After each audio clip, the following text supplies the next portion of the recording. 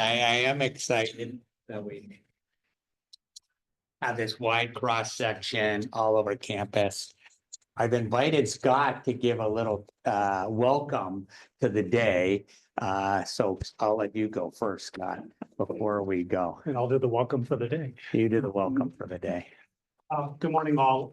Pleased to be here. I will apologize up front. I was on vacation last week, so I don't have prepped remarks. So I'm going to be winging it a little bit today. Excited that we're spending a day or two talking about AI. A few years ago, I was doing one of my open drop-ins, and a faculty member came. It was over in the Fusion Cafe, that one, and the faculty came in and sat down, and this was when ChatGPT was really getting going, and said, "Am I going to ban AI on the university campus?" And the question caught me a little bit off guard, as you can imagine. This was when a lot of the hysteria around AI was really out there, and I sat there and to be clear, this person did not want to ban. This person was very interested in engaging in AI in the classroom, and I sat there. I said, "Well, no. One, I don't think I have that authority to do that. But secondly, and perhaps more importantly, we've been through this before in technological developments. Some of us, myself included, were around when the internet was being developed in higher education. Were around when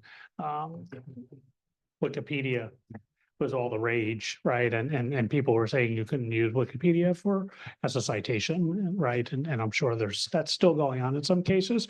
And my comment at the time to this individual was, back then we adapted as faculty, as staff, and this is going to be another adaptation as we're going through this.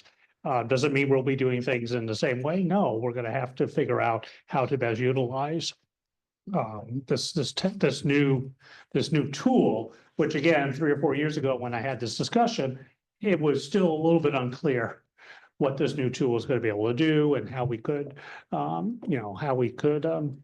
use it, abuse it as well. And since that time, as I'm sure many of you, I've sat in on a number of different conversations, conferences, events talking about, both the AI is going to mess up higher education forever versus the AI is going to really enhance what we're doing and provide some interesting opportunities for us for going forward. Fast forward a couple of years, we have President Wosu came in, and I know a number of you were at the breakfast where he said we're going to be an AI campus. And I had about 10 faculty come to me and say, "What does that mean?" Well, since he didn't consult with me as part of his opening remarks, I said, "I'm not sure what that means." But what I think it means is he wants us as a campus to engage in the discussion of what does an AI campus look like?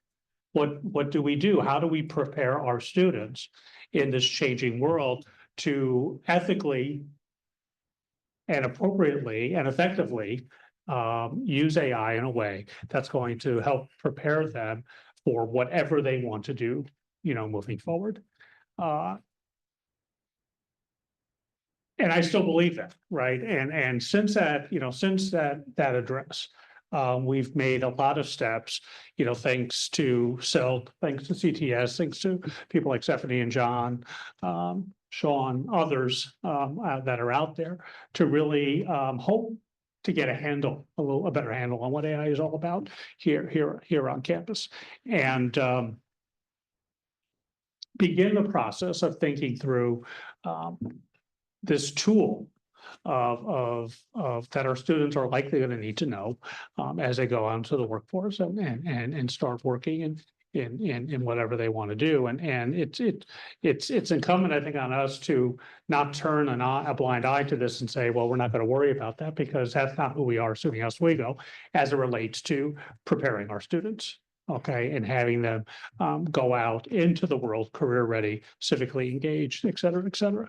And what that means, I think, for a lot of us, and I've talked to a lot of you, if not you individually, others on campus that have, really have had to struggle with the use of AI, how to address that in the classroom, how to address that in your day-to-day work. And I think it says a lot for us as an institution, and for the folks who are working here, that they're going at this with an open mind. They're looking for ways to engage with the technology in an ethical, effective way, so that our students are going to be better for it coming out. Does that mean everything's hunky-dory? No. Talked to somebody recently who was really having some issues regarding clearly a number of papers that were AI generated. Okay, these are things we are still trying to deal with. But again, we dealt with these things 20, 25 years ago as well in a different way. And my favorite story of cheating. Can you have a favorite story regarding cheating? Everyone does. Was a student who wrote a paper for me. This was many years ago. And I was reading it and I said, boy, that statement is really familiar to me. Okay. And I went and we didn't have Google at the time, whatever search engine I was using, I literally put the sentence in and it pulled up an article that I had assigned as part of the readings. And I called that student in and I said, well, you've plagiarized this. Well, no, I have not plagiarized this. I said, I'm looking at, I showed her the screen. I said, there is this document. She goes, well, I didn't get it from the internet. I got it from the library. It was on reserve. It's like, part of this idea of teaching our students and working with our students regarding integrity in the classroom is not all about the technologies out there, right? It's about sort of the background for why we do these types of things and why it's important for us as individuals to provide notations when appropriate, to honor those who help create this knowledge before us. And it is part of that higher education background. So as you all engage in this discussion of AI over the next couple of days, keep in mind, I think, a number of things. One, we're all still learning about this stuff. We're all struggling with how to use it, how best to use it, how not to get frustrated with its use.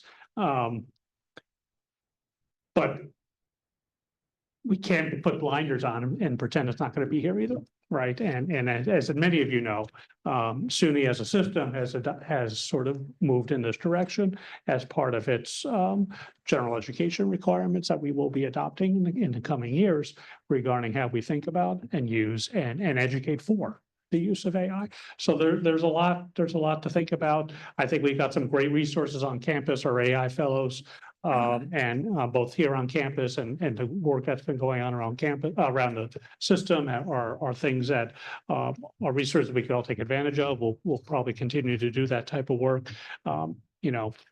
Share with your colleagues, chat with your colleagues that both are high-end users and know what they're doing, and perhaps even some of the lower end users who don't know what they're doing, and help alleviate, the fear that might be out there, but also the excitement that can go about it. One short story, another short story of how I used AI not so recently, about a year ago.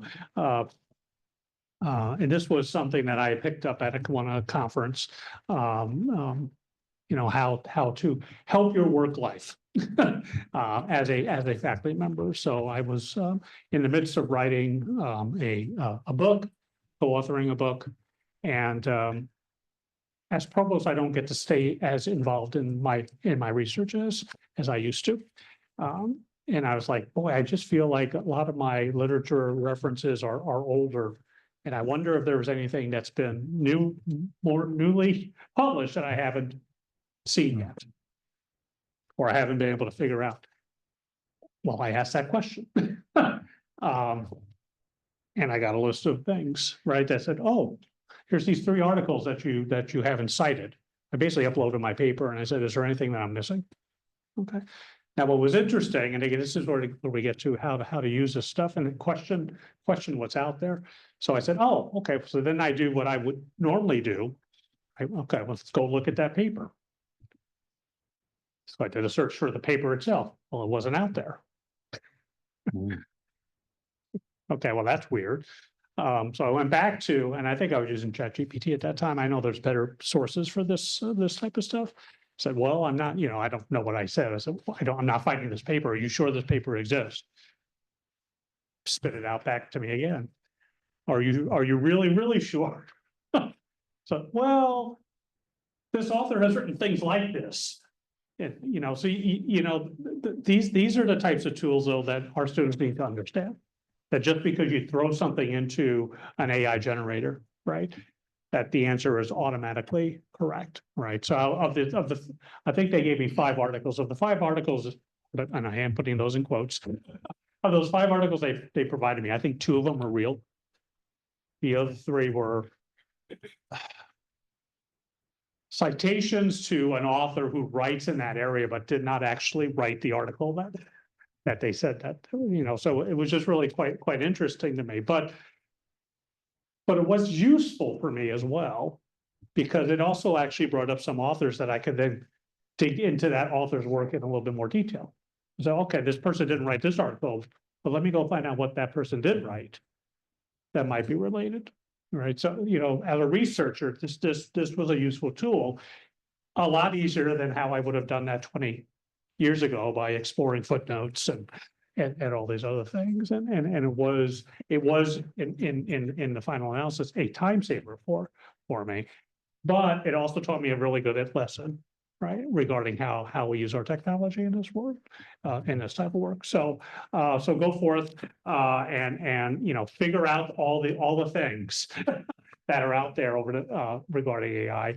Have a great couple of days. And again, thanks for everyone for putting this together. So thanks.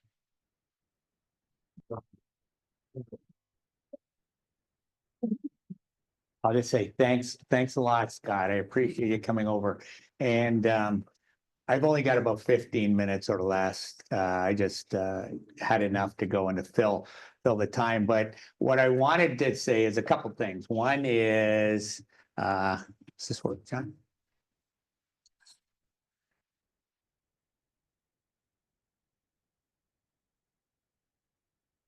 You touched right off the bat, like, what is an AI campus? And I will say, when the president said that, yeah, like the question started. Oh yeah, lots of head nods there, right? When you see that, like, what is an AI campus? And so some of the work that we've done is trying to go and define what we feel an AI campus is. And really, it's what we're looking at is how we safely use it, how we ethically use it. Sustainability is really a large component of what we focused on at Oswego here over the years to get down to 0 emissions in time eventually. So we don't really want to go and lose all the items that we've been working on, but also it's a very strong tool in teaching, learning, research, and inside the operation. So I think the idea was that we would embrace and learn how AI can go in to help us, but not really go and lose who we are. And I think that's really been the function of what we've been trying to work on here. That generative AI is going to be a game changer. It changes exactly the way that we work with the computers, what it can go do, how we're going to go and do it. But it really doesn't want to we don't want it to go into change who we are, which is a organization and an institution that focuses on student success, preparing students for the outside world, making sure that they have the basics of, the building blocks of the knowledge that's required to go into work inside their discipline. So AI is a tool that will go and help people to go and do those things. But what we do as an institution really doesn't change at all as we move forward. What I've tried to capture here is how it really is an institution-wide focus that we've been trying to put on it. It starts really with CELT, and the work that John and Stephanie have done have really gone and helped to move us forward. And we've really tried to focus, I think, as an institution in terms of, educating people. What is AI? How can they use it? How can they use it responsibly? How can they use it so that they don't put our data at risk? But how's it going to go and affect their discipline? How are they going to go and pass the knowledge on to use the tool as a student? So we've really focused on that, and really the work of John and Stephanie and some others in terms of, like, particularly with the IITG grant that they've had, have been a building block to what we've been doing. So we had the AI faculty fellows that we've done. Paul and Rebecca and the other associate deans have gone and looked back at the academic integrity policy. College of Business has its own little AI group that have been working on AI and how to incorporate it. They've got a couple courses. The librarians, is there any librarians here? No, but they've been very, they've worked really hard in terms of going and having some websites. Instructional designers have gone and developed a number of syllabus statements and collection of articles to go and to help people. Career services, who have a session later, have really gone in, I would say, have embraced AI in terms of going and how are they going to go and use it to help students prepare for interviews, what it's going to mean inside their careers as they move forward. Rick's team and the digital services and marketing and communication have really done a lot in terms of how they're going to use AI, both as a tool in terms of going and preparing documents and how we interact, and also, like, you'll see the work that Ram and Aid have done over the period of time to go and to look and develop really a data lake. And then CTS has been really kind of working, and we'll see some of that work later. I think Nicole will talk about the best practices and some of the work that she's done there. And then just really coordinating all the work that we've done. So I touched on that, the academic policy. So the other thing really John and Stephanie have focused on is the reading groups. And I think they're very happy with the number of faculty that have really won't necessarily embraced AI, but they're open to learning and want to understand it far better. And the reading groups have been really, very successful in terms of the number of people that they touch. And I think one of the things that people don't understand is inside these reading group, when they hear of AI, they just think of how we're going to go and use it. But each of the books that they've taken up really kind of start with the first third of it is the dangers of AI, the understanding the responsible use that is involved in AI, and concerns that people have about it, the bias, as Scott was talking about, the hallucinations that are there. So having that background knowledge is really, I think, an important part of the start of what they're doing. And so they had a couple books that they've done, and I know they've got more planned for next year. The IITG grant for AI faculty fellows, 24 people. Not Rebecca, but Stephanie was just presenting on it last week at the CIT And we had the most faculty fellows from any of the schools that were involved. That's the School of Business. I touched on that. AI and operations, I talked about that, and really about today and what we're really trying to accomplish here today is to go and make people aware of some of the work that we're doing, how widespread it is on campus. And I think we're really trying to go and to show the different aspects of it. I know we've got a couple 2 sessions usually during each of the hours that we've got something set up. Some are half hour, some are a little bit longer than that when we have some panel presentations.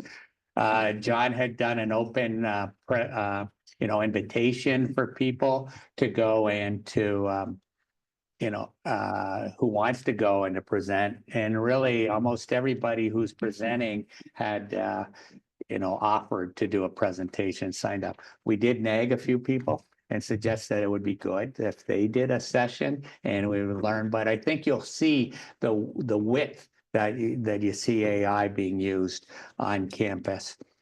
And the sessions do really cover all different items, including career services. I kind of call it the student work, but the digital services team, the work that they're doing, which is really outstanding. But also some of the discussions will be around the dangers of AI and how we need to go into focus on the academic integrity portion and preparing for it. So I'm just going to finish.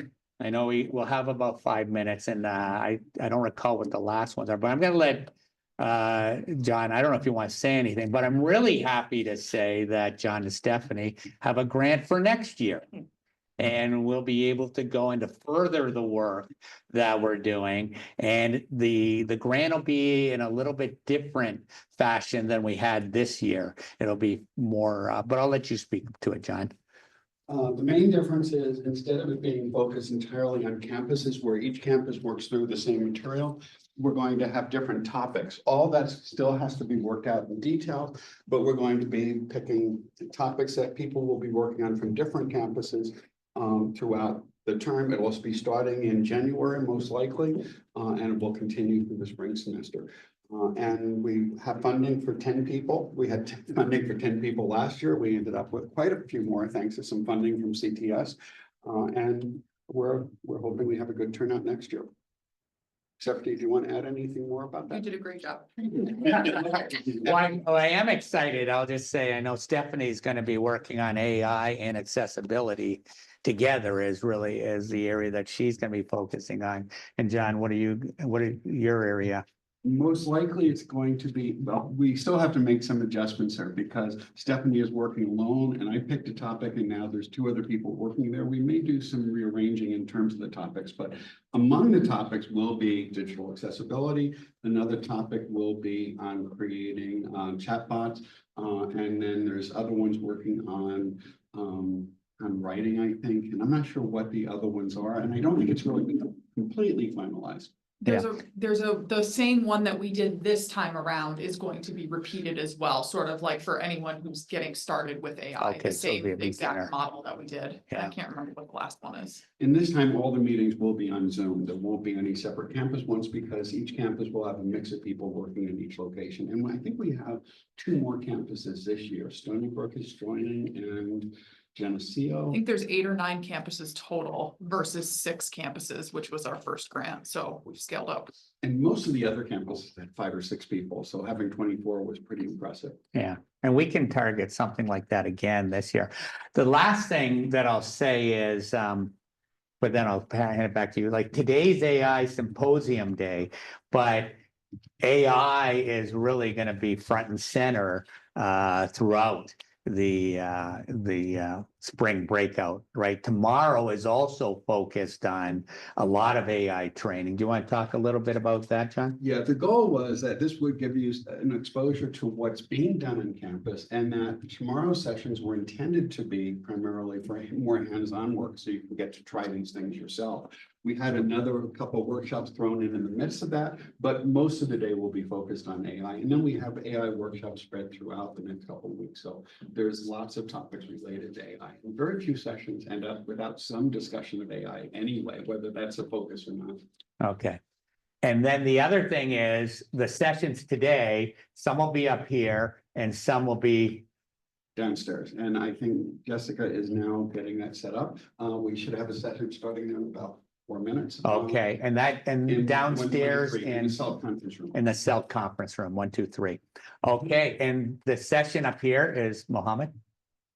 Right, so we have a session up here, and Mohammed will be speaking around AI and research and teaching, and then downstairs, Is Allison. AI. okay, and she went down to prepare, I saw. Okay, and we're gonna try stopping about 5 to 10 minutes before the hour, just so we can get the videos rendered with the transcript, so we can get them posted. Okay, so go forward. I know actually a lot of people, some people have been in the library up